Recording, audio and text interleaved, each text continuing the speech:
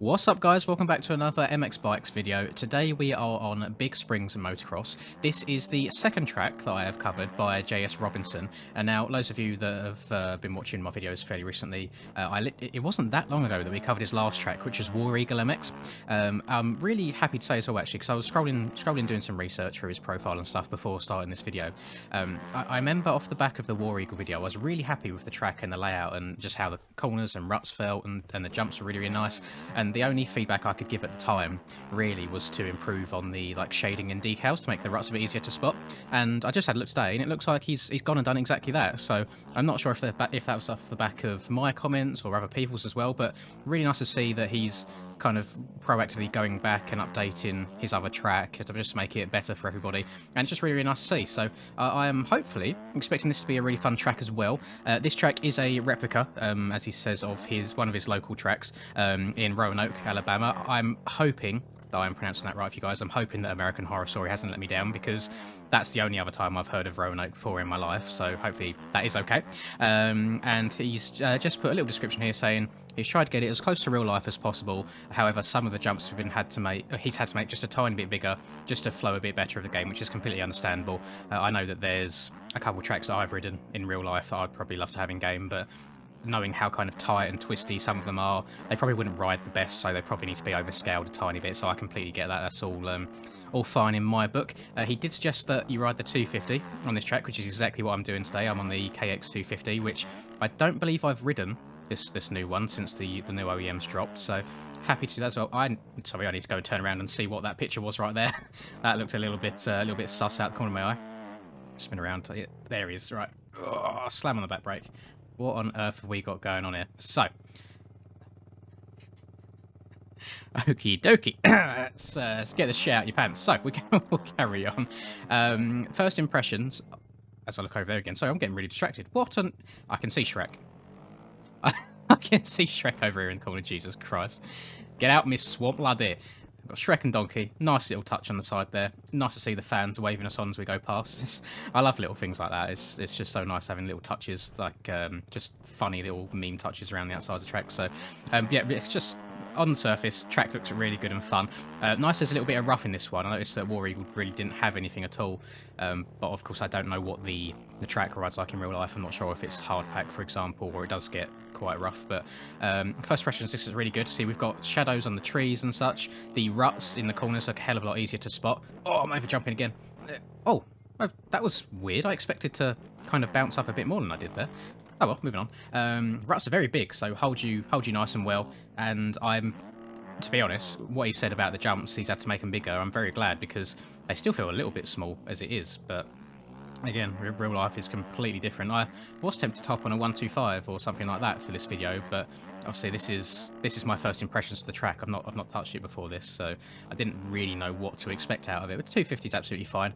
Seems like one of them tracks that once you kind of get it dialed, I'm pretty sure if I went outside there, I can step onto that table, which I'm going to try and do exactly that right now. Let me spin around again. Yeah, very tight and twisty, which I like. I'm more of a fan of the technical tracks on this game than the massive wide open ones. Let's try outside here. I've got to give it a go. Boing. Oh, that was close. Yeah, it's definitely doable on a 250. It's going to be a hell of a stretch, but someone better than me will do it. Definitely doable on a 450. Depending on the traction. I know traction's been messing with a lot of tracks recently. I saw that the sandbox track, I think it was Maxfield that made it. It was one of the 3D scan tracks that I covered a while back. Everyone was kind of a bit upset by that, because that uses sand traction, and a lot of the jumps on that track, really on a 250 and below, seems like they were ruined for a lot of people, and he's gone back and he's changed the traction, I believe, for that as well. So it's really nice to see the creators kind of just going back and editing their work and just making it fit more with the game now, because I don't see the game going back to how it was. I do believe that this traction is here to stay.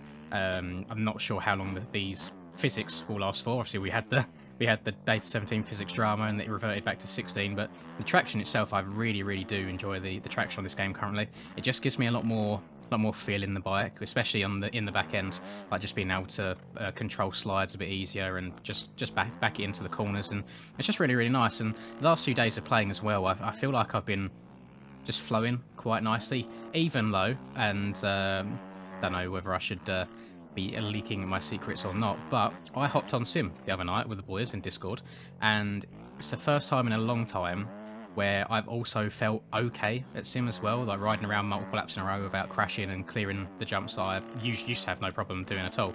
So kind of coming good on both games, and I always had the impression that if I was to play more on one than the other, then you could only be really good on one, then okay on the other, or you can just be average at both. But I'm really kind of improving a bit more on Sim now than I really expected.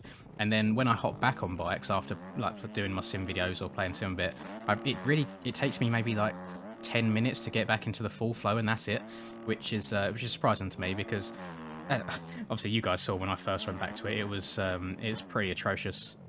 That's just in another one, me spinning around again. What on earth does inside this water tank say?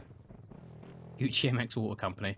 God damn it. And I think it's quite nice as well that he's got a list of all his friends and like the people that have helped him and test the track and stuff on here. We've got TK Smokey back there as well. Whole bunch of other people. Oh, was that the man himself?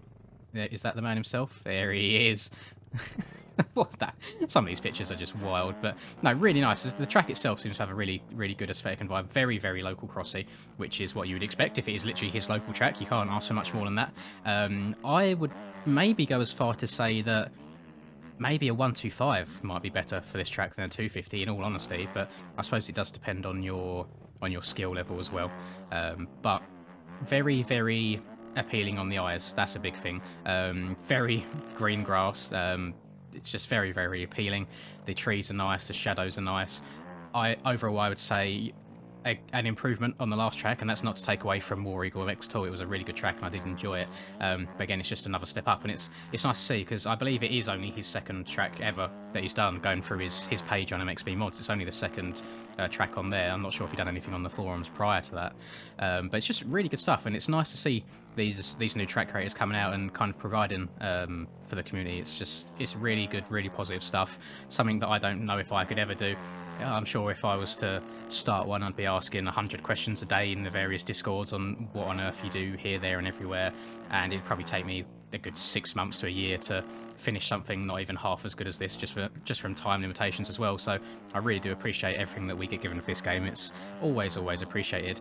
And as well, whilst we're in the Supercross season, it's really nice that we're getting some of these different national tracks, because I feel like when motocross season comes around, we've been riding the same tracks now for so long, as far as competitive like racing goes, like organised events. So it'll be nice to have something extra added into the mix, and there seems to be a fair few of these kind of smaller type locally tracks that have been released in the last couple of months that would just be perfect for like a 125 series. And I know everyone does love a good 125 race. Whenever they're put on the MyMXB website, they always seem to get good numbers. Oh, the back's coming out.